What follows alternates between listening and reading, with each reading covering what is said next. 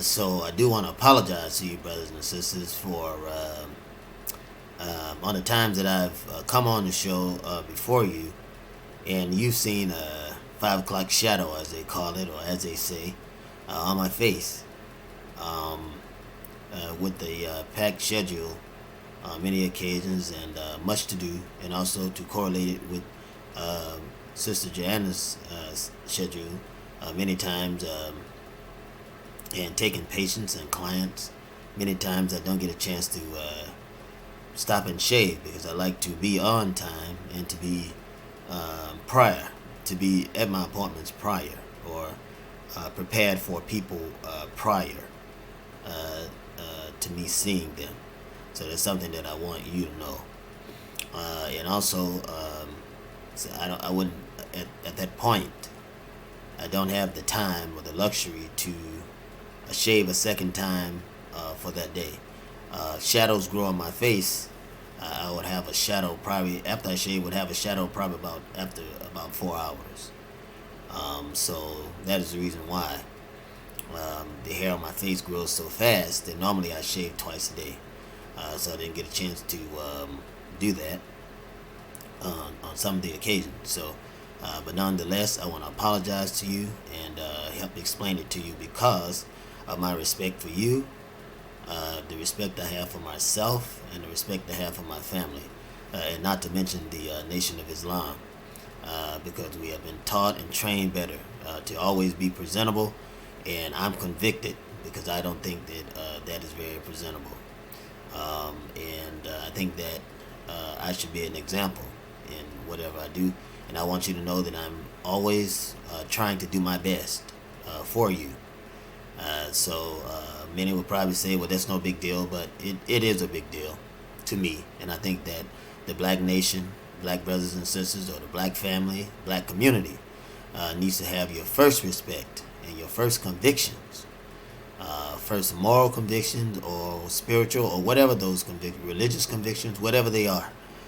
So I come to you and ask you to forgive me, and in faith, I'm thanking you for forgiving me or being understanding of that particular situation. So yes, as I was talking before I went back, I guess, on a litany to apologize to you for my appearance. I remember this meeting that we were having. It was a press conference. The Most Honorable Minister Louis Farrakhan was having a press conference at, I believe it was Pastor Willie Wilson's church. Reverend Willie Wilson, or Pastor Willie Wilson's church. And he was having a press conference there because he was going to make a trip on our behalf to make relations overseas to people who look like us. So he's doing his world tour, and he had announced, and this is the Most Honorable Minister Louis Farrakhan had announced that he was going to take this trip abroad. I won't speak of it in detail because for many reasons, but he was going to take this trip abroad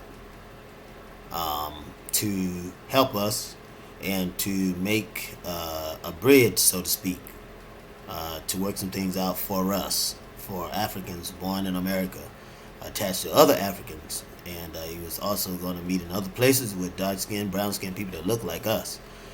And so at this press conference, you had a lot of people asking about the trip, and and he was answering some basic questions and things of that nature.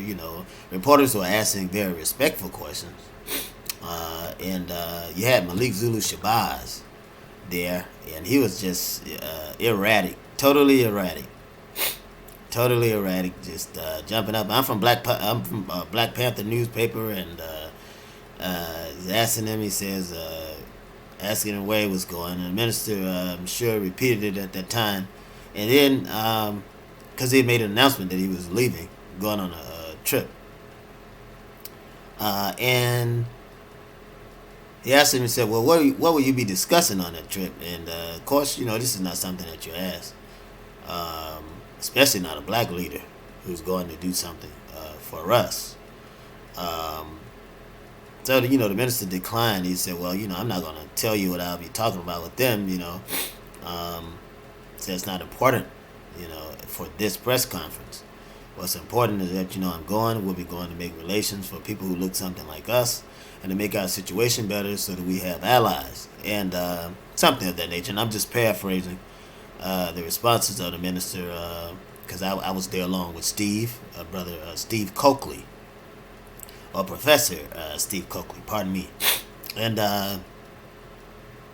make a long story short, Malik Zulu Shabazz was really trying to be seen at this particular meeting. I never forget it. As long as I live, I'll never forget it. I mean, just being a real opportunist and making a complete fool of himself. And so we were, at this point, headed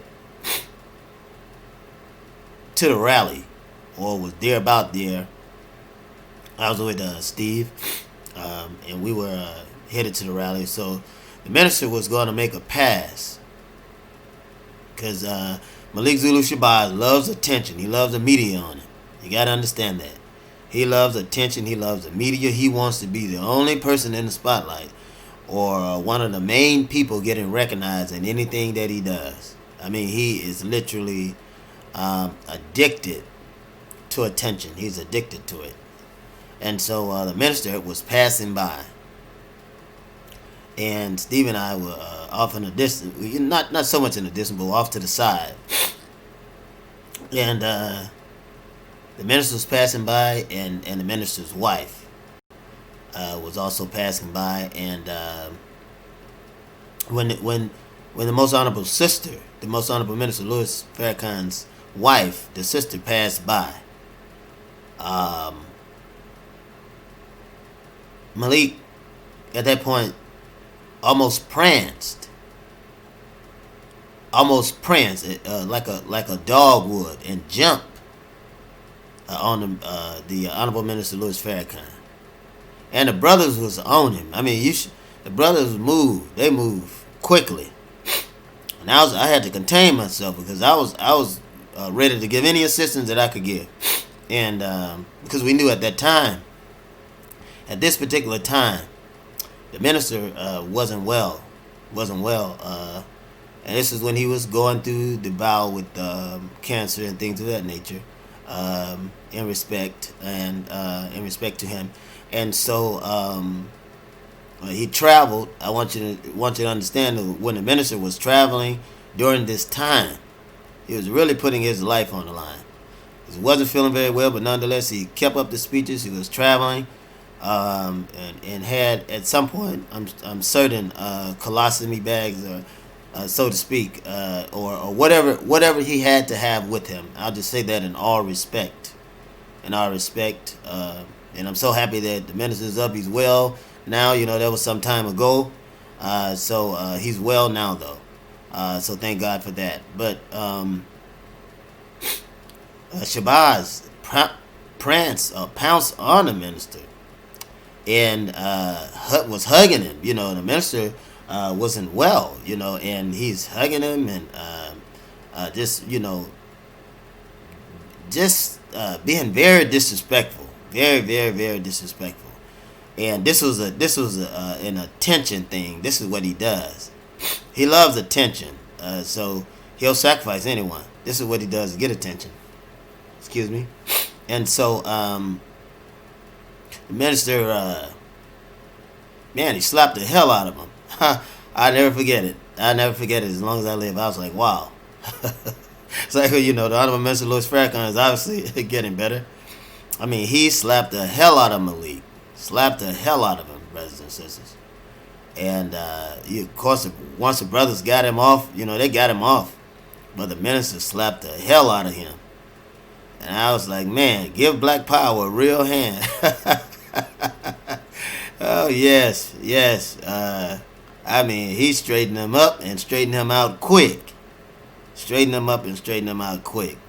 But that was one of the, as I was telling you before, that was one of the funniest, most hilarious things that I had ever seen. I was also embarrassed for Malik. I was embarrassed for him. But I'd never seen him act like that. A complete fool of himself, a complete ass.